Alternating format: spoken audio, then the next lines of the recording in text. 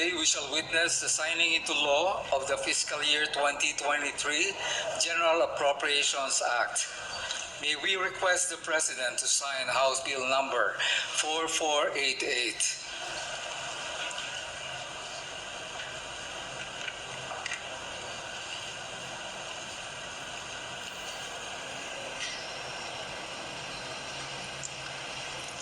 Upon the President's signature, House Bill number 4488 shall now become known as Republic Act number 11936, entitled An Act Providing for the Operation of the Government of the Republic of the Philippines from January 1 to December 31, 2023.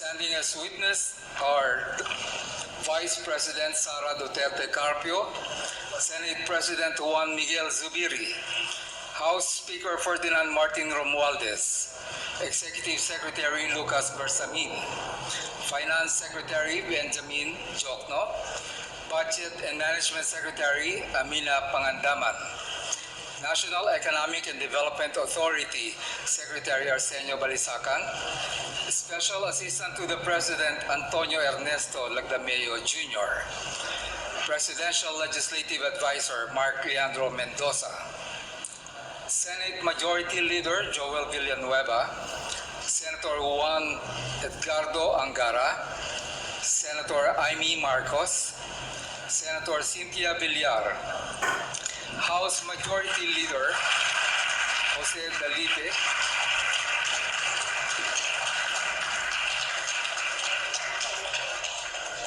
House Deputy Speaker Aurelio Gonzalez, House Minority Leader Marcelino Libanan, Representative Elizalde Co, Representative Stella Luz Kimbo, Representative Ferdinand Alexander Marcos, and Bangko Sentral ng Pilipinas Governor Felipe Medalla.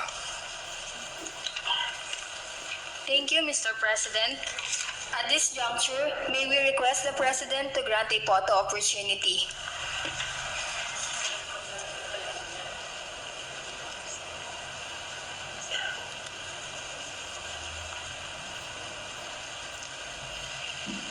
Thank you, Mr. President. May we request the witness to take their respective seats.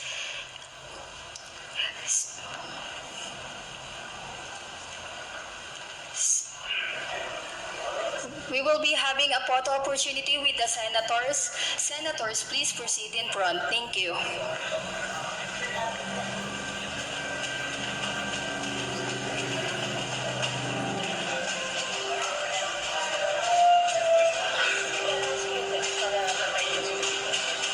For the next batch, we would like to request the first batch of the House of Representatives. Please prepare. Thank you.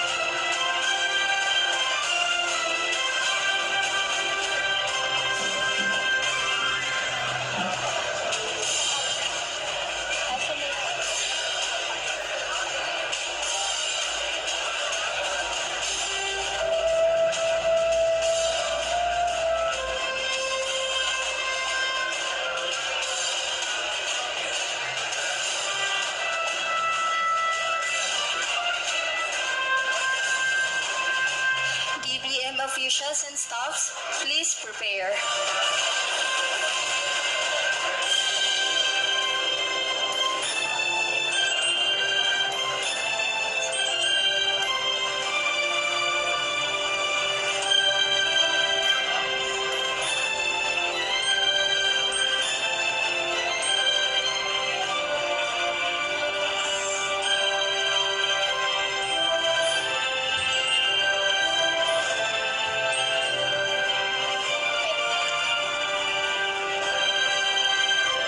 Thank you, Cabinet Secretaries. DBM officials and staffs, please proceed in front.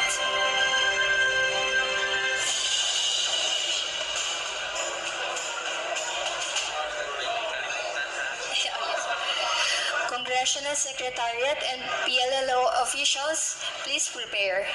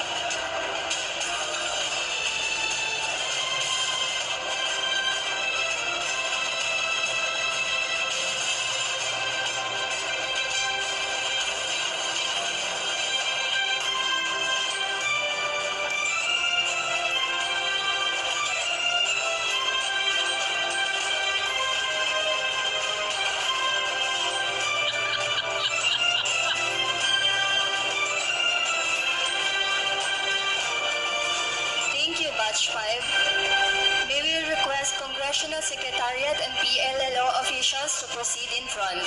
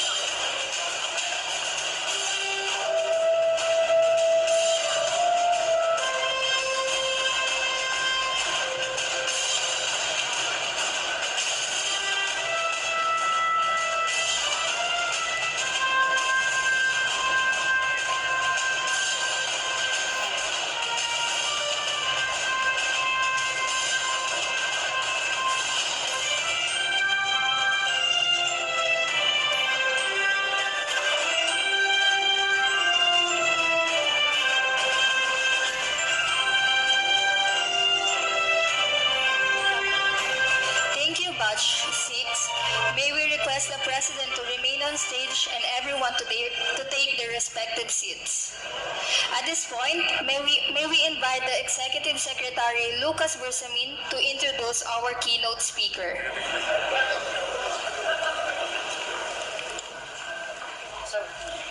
Ladies and gentlemen, His Excellency President Ferdinand Romualdez Marcos Jr.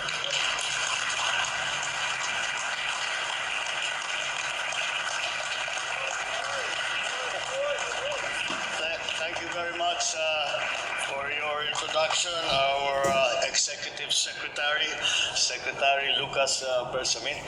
Please. Vice President Inday Sara Duterte, the Senate President Mig Subiri, the House Speaker, Speaker Martin Romualdez, members of the Cabinet, members of the Senate, the members of the diplomatic corps who have joined us at this historic moment, officials of the Union of Local Authorities of the Philippines, the leaders from the business sectors of the Philippines, development partners in the international community, fellow workers in government, ladies and gentlemen, good afternoon. I have been greeted by many of you as we had our pictures taken. Merry Christmas.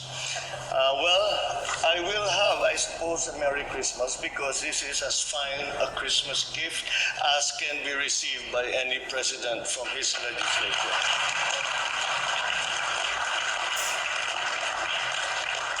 I cannot overstate the significance of the fact that, as Speaker Martin continually reminds me, this is the quickest and the fastest, and the SP, the fastest passage of the national budget that we have seen so far. And why is that important? Well, it is important because the budget is essentially the roadmap that it essentially defines and gives muscle to the roadmap of what we intend to do for the next year. And to see that the rapidity of the passage is significant because it means that this budget, the roadmap that we have proposed from the executive, is fully supported by our legislature. And that is very, very important indeed, because it is what is essentially or sometimes regarded as a long, difficult, long drawn-out process has been shown to still be able to express that kind of support, that kind of solidarity with the executive. And that bodes well for us. Seeing as we have many, many plans, there are many things that we need to do. There are many things that we would like to do.